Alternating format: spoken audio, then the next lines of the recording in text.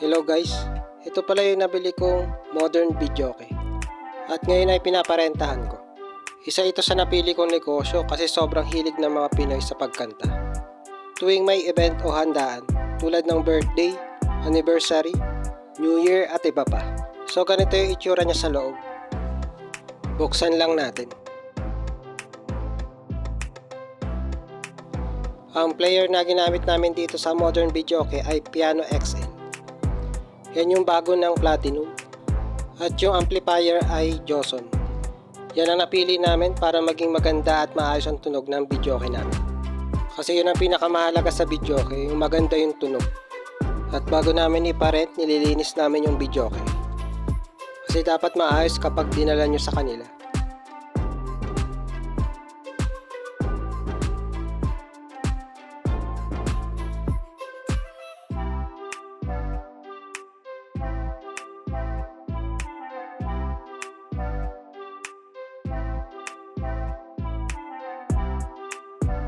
Dapat nagana din lahat ng pindutan kapag pinarent.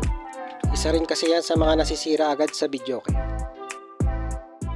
Sa pagtitimpla ng tunog, dapat marunong din tayo pagdating sa player at amplifier.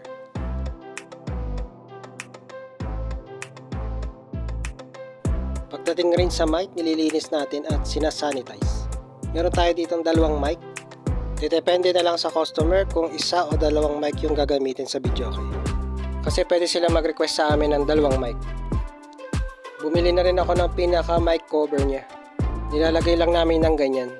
Nung bumili kasi ako ng videoke, walang kasamang ganito. Mura lang naman siya.